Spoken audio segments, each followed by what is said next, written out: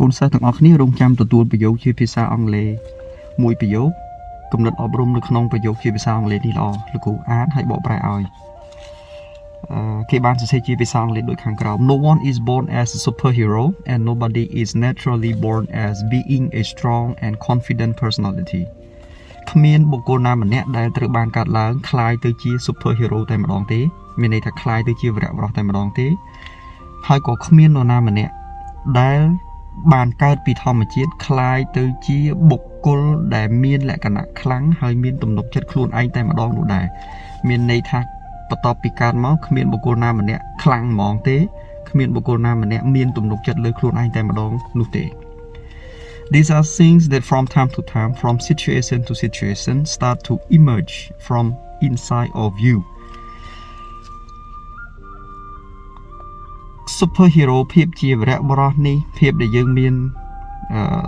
ទំនុកចិត្តលើខ្លួនឯងភាពខ្លាំងរបស់យើងនេះគឺជារឿងទាំងឡាយណាដែលពីពេលមួយទៅពេលមួយពីស្ថានភាពមួយទៅស្ថានភាពមួយចាប់ផ្ដើមកើតឡើងពីក្នុងខ្លួនរបស់យើង because it is growing inside of you ពីព្រោះតែរឿងទាំងអស់នេះវាដុះនៅក្នុងខ្លួនរបស់យើង based on how you are behaving toward yourself ផ្ដោតទៅលើថាតើយើងបានប្រព្រឹត្តយ៉ាងណាចំពោះខ្លួនយើងអញ្ចឹងមានន័យថាคล้ายទៅជាមនុស្សពូកែដែលមានទំនុកចិត្តคล้ายទៅជា superhero វាមិនមែនកើតពីពោះម្ដាយមកមានលក្ខណៈទាំងអស់ហ្នឹងទេគឺវាដុះតាមរយៈការហ្វឹកហាត់តាមសកម្មភាពប្រចាំថ្ងៃរបស់យើង step by step build something up about yourself មួយជំហានម្ដងទៅមួយជំហានម្ដង build something up about yourself មានន័យថាកសាងភាពរីកចម្រើននៅក្នុងខ្លួនរបស់អ្នក about your life អំពីជីវិតរបស់អ្នក about your character and personalities អំពីចរិតអំពីបុគ្គលិកលក្ខណៈរបស់អ្នក that will give you some strong fundament ដែលនឹងផ្ដល់ឲ្យយើងនៅមូលដ្ឋានដ៏រឹងមាំមួយ in order to tackle everything ដើម្បីដោះស្រាយគ្រប់រឿងទាំងអស់that this world is going to throw at you ដែលពិភពលោកនឹងបោះរឿងជាច្រើនគប់រឿងជាច្រើនមកលើខ្លួនរបស់អ្នកអញ្ចឹងនៅក្នុងគំនិតអប់រំនេះអ្វីដែលម្ចាស់គំនិតគេចង់សរសេរគឺមានន័យថាការคลายខ្លួនទៅជាមនុស្សពូកែការដែលយើងមានទំនុកចិត្តលើខ្លួនឯងការដែលយើងคลายទៅជា superhero វាមិនមែនជារឿងងាយៗដែលកើតពីពោះម៉ែមកមានលក្ខណៈទាំងអស់ហ្នឹងទេលក្ខណៈសម្បត្តិទាំងអស់នេះកើតមានដោយការខិតខំប្រឹងប្រែង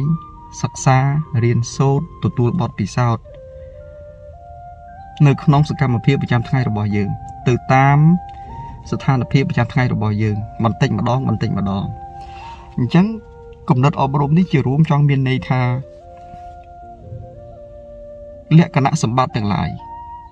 ការคลายខ្លួនទៅជាអ្នកចេះដឹងក្តីការមានទ្រព្យសម្បត្តិក្តីការคลายខ្លួនទៅជាបុគ្គលដែលមានភាពជឿជាក់លើខ្លួនឯងក្តីសិល្បៈនៅក្នុងការដោះស្រាយបញ្ហាបានល្អក្តីវាអត់អាចកើតឡើងដោយឯងទេគឺវាកើតឡើងតាមរយៈការហ្វឹកហាត់នៅក្នុងសកម្មភាពប្រចាំថ្ងៃរបស់យើងតាមរយៈការសិក្សារៀនសូត្រការកសាងជំនាញនានាដែលពាក់ព័ន្ធទៅនឹងគុណសម្បត្តិលក្ខណៈសម្បត្តិដូចដែលលោកគ្រូបានលើកឡើងខាងលើចឹងសរុបមកវិញខ្លីងាយយល់អ្វីដែលជាសាររបស់លោកគ្រូចង់បញ្ជាក់ជូនផ្សារភ្ជាប់ជាមួយនឹងគំនិតអប់រំនេះគឺមានន័យថាគ្រប់យ៉ាងទាំងអស់បាទគឺកើតឡើងដោយការខិតខំប្រឹងប្រែងសិក្សារៀនសូត្រមានហេតុមានផលយើងខំយើងចេះខំរៀនយើងចេះយើងទទួលបានពុទ្ធិបាទយើងខំរកស៊ីយើងคลายទៅជាអ្នកមានទោះបីមិនមានខ្លាំងដូច Elon Musk ដូច Bill Gates ក៏យើងនៅតែមានជីវភាពមួយល្អផ្សារច្រើនដែរហើយយើងដកបុគ្គលមួយចំនួនដែលគាត់មានបុគ្គលិកលក្ខណៈពិសេសចេញទៅឧទាហរណ៍ Albert Einstein អាហ្នឹងយើងមិនបាច់និយាយទេតែថាគេមានកម្រិត IQ ខ្ពស់ប៉ុន្តែជាទូទៅមនុស្សជាទូទៅចំណេះដឹងកើតពីការរៀនសូត្រទ្រព្យសម្បត្តិកើតពីការខិតខំប្រឹងប្រែងលក្ខណៈសម្បត្តិដូចខាងលើក៏ដូចគ្នាដែរកើតចេញពីការខិតខំប្រឹងប្រែងពីមួយថ្ងៃទៅមួយថ្ងៃឆ្លងកាត់ពីស្ថានភាពមួយទៅស្ថានភាពមួយទៀតអញ្ចឹងធ្វើម៉េចខិតខំប្រឹងប្រែងនៅក្នុងការកសាងសមត្ថភាពខ្លួនឯងណាបាទពីមួយថ្ងៃទៅមួយថ្ងៃរៀនក៏ដូចគ្នារកស៊ីក៏ដូចគ្នាធ្វើការក៏ដូចគ្នាអូខេលោកគ្រូឆ្លៀតប៉ុណ្ណឹងចុះ